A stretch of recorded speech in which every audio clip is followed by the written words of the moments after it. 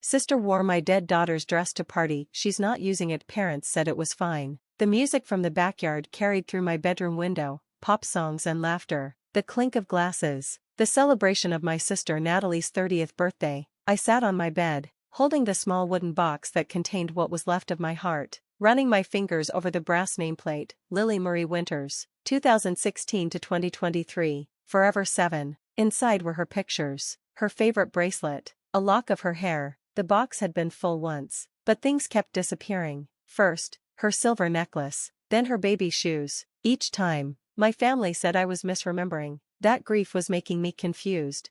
I was about to close the box when my phone buzzed with a text from my cousin Jenna. You need to see this. Now. The attached photo knocked the breath from my lungs. There was Natalie, posing in the center of her party, wearing a white communion dress with pearl beading and delicate lace sleeves. Lily's communion dress. The one I'd kept sealed in a preservation box in my closet since her funeral 6 months ago. The dress she'd worn just 2 weeks before the drunk driver took her from me. I ran to my closet, yanking open the door. The preservation box sat on the shelf, but even before I opened it, I knew. Empty. The tissue paper carefully arranged to look untouched. But the dress, my baby's last special dress, was gone. I flew down the stairs and out the back door, my legs shaking, my vision blurred with tears. The party stopped when I appeared. 30 people turned to stare as I stood there in my pajamas, trembling with rage. Take it off, I said, my voice deadly quiet. Natalie laughed, spinning to make the dress flare. Oh, you noticed? Isn't it perfect? It fits like it was made for me. That's Lily's communion dress. The words came out broken. Take it off. Now. My mother stepped forward, champagne glass in hand. Stephanie, you're making a scene. It's just a dress. It's not just a dress. I choked out. It's her dress. From her communion. I had it preserved. She's not using it. My father interjected, his voice hard. It was sitting in a box doing nothing. Natalie needed something white for her all-white party theme. I stared at them in disbelief. She's dead. Of course she's not using it. Exactly, Natalie said, adjusting the pearl beading. So why waste a perfectly good dress? It's not like Lily cares. Stop being selfish with a dead girl's clothes. My mother added, her voice dripping with disdain. You need to move on, Stephanie. This hoarding of her things isn't healthy. The crowd murmured, some in agreement, others looking uncomfortable. That's when I saw her, Judge Patricia Holloway, Lily's godmother, standing near the garden gate. She'd been at the communion, had helped Lily practice her prayers. She'd held my hand at the funeral when I couldn't stand on my own. Patricia's face was stone as she walked toward us. Natalie, she said calmly, where did you get that dress? From Steffi's closet, Natalie said, oblivious to the danger in Patricia's tone. Mom helped me find it. We thought it would be perfect for the party theme. You broke into my room? I gasped. It's not breaking in when it's family, Mom said dismissively. Besides, you've been so depressing lately, locked away crying all the time. We thought you wouldn't even notice. Patricia pulled out her phone, typed something quickly. Stephanie, when did you last see the dress in its preservation box? 3 days ago, I whispered. I look at it sometimes when I miss her too much. And you didn't give permission for anyone to take it? Never. I would never. Oh my God, it's just a dress, Natalie screamed. Lily is dead. Dad. She's been dead for 6 months. And Stephanie needs to accept it instead of treating her closet like some creepy shrine. The slap of those words, the casual cruelty of spelling out my daughter's death, sent me to my knees. Patricia caught me before I hit the ground.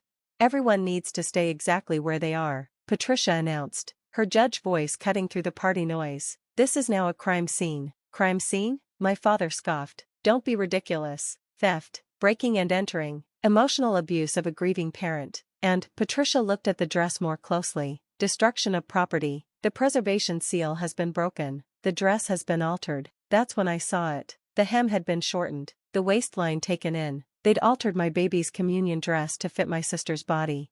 You cut it? My voice broke entirely. You cut her dress? Just a little tailoring, Mom said. Natalie is taller than Lily was. I repeated, because she's dead, because a drunk driver killed her, and you took the last thing she wore to church, the dress she was so proud of, and you cut it up for a party. Patricia was on her phone again. Yes, I need officers at 438 Maple Street. Theft of property valued over $500, breaking and entering, and potential hate crime enhancement due to the deliberate targeting of memorial items. You can't arrest us, Natalie shrieked. We're family. Family doesn't make you immune to prosecution, Patricia said coldly. I've been documenting instances of your treatment of Stephanie since Lily's death. The missing jewelry, the photos you threw away claiming you were helping her move on, the times you've broken into her room. I have it all. My parents tried to leave, but 2 police officers were already coming through the gate. The party guests stood frozen, phones out, recording everything. That dress, Patricia told the officers, is evidence. It needs to be removed carefully and documented. I'm not taking it off, Natalie screamed. This is insane. Officer Martinez, Patricia said. Natalie is wearing stolen property. A communion dress taken from a preservation box belonging to a deceased child. The mother did not give permission. The officer's face changed as she understood. She had children, I could see it in her eyes.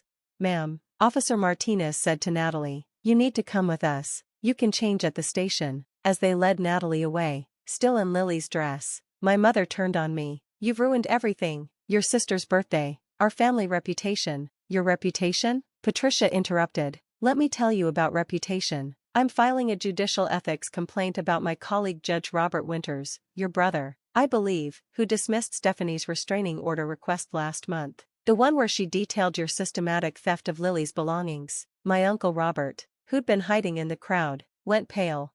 I'm also, Patricia continued, contacting the state bar about attorney Michelle Winters, your sister-in-law, who advised you that taking items from Stephanie's room was legal because family has implied consent. That's incorrect legal advice that enabled a crime. The dominoes were falling. My family, so proud of their connections, their respectability, was being exposed. But the real justice, Patricia said, loud enough for everyone to hear, will come when the DNA evidence proves what I suspect, that this isn't the first time you've taken Lily's things to hurt Stephanie. She turned to me. The necklace that went missing, Natalie wore it to her work party, didn't she? And Lily's shoes, your mother gave them to charity but kept the receipt for a tax deduction. I have photos, witnesses, documentation. I stared at Patricia in shock. You knew? I've been building a case since the funeral, she said gently. When they wouldn't let you have a moment alone with Lily's casket, when they insisted on an open casket despite your wishes, when they posted photos of her body on social media for memories, I knew they would escalate. The truth was worse than I'd imagined. Patricia showed me her phone, screenshots of my family's private group chat, forwarded by my aunt who'd grown disgusted with their behavior. Messages mocking my grief, planning to take Lily's things, calling me pathetic for not being over it after 3 months. One message from Natalie stood out, she acts like Lily was special. She was just a kid. Kids die every day, just a kid. My brilliant, funny, kind daughter who'd wanted to be a marine biologist. Who'd read every book about dolphins.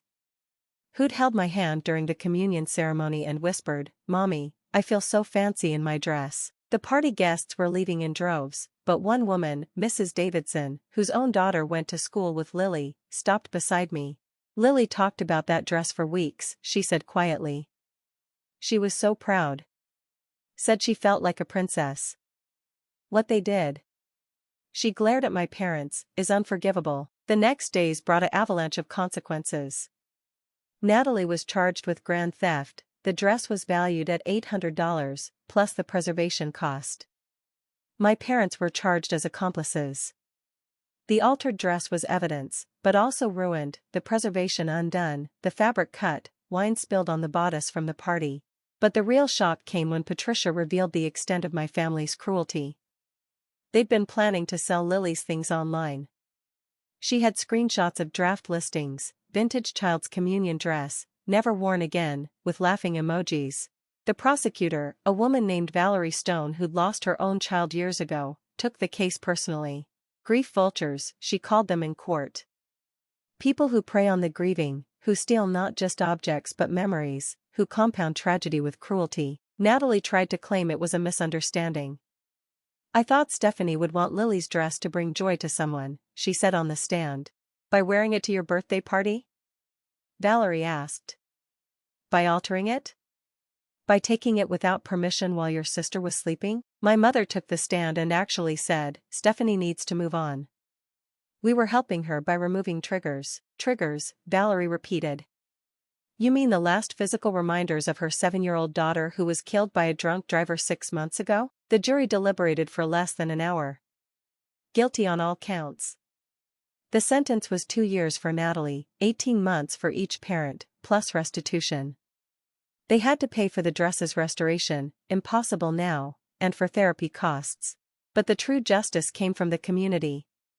The story went viral. Family steals and wears dead child's communion dress to party. Natalie lost her job. My parents were banned from their country club, their church, every social circle they valued. Uncle Robert was removed from the bench. Michelle was disbarred. The dress couldn't be restored to its original state, but a local seamstress, moved by the story, offered to transform it into something else. She created a memory quilt, incorporating the salvageable parts with photos of Lily wearing it at her communion, surrounded by fabric painted with dolphins, Lily's favorite animals. It hangs in my new apartment now, far from the family I've cut off completely. Patricia helped me relocate, find a grief support group, rebuild. She remains Lily's godmother in spirit, honoring her memory the way family should have. 6 months after the party, a full year after losing Lily, I received a letter from Natalie in prison. No apology, just complaints about how I'd ruined her life over just a dress. I didn't respond. But I did send a photo to the prison chaplain, Lily in her communion dress, beaming, radiant, alive. A reminder that it was never just a dress. It was the last thing my daughter wore to feel special. The last milestone we celebrated together. The last fancy moment in her too short life. And they stole it, cut it, wore it like a costume while calling me selfish for grieving. Patricia was right about one thing: family doesn't make you immune to justice. And sometimes, the best family isn't blood at all. It's the godmother who fights for your child's memory, the community that stands with you, the strangers who understand that a communion dress can hold an entire universe of love and loss. Lily's dress is gone, transformed into something else now. But her memory? That's mine forever. And no one, not family, not anyone, can steal that from me again.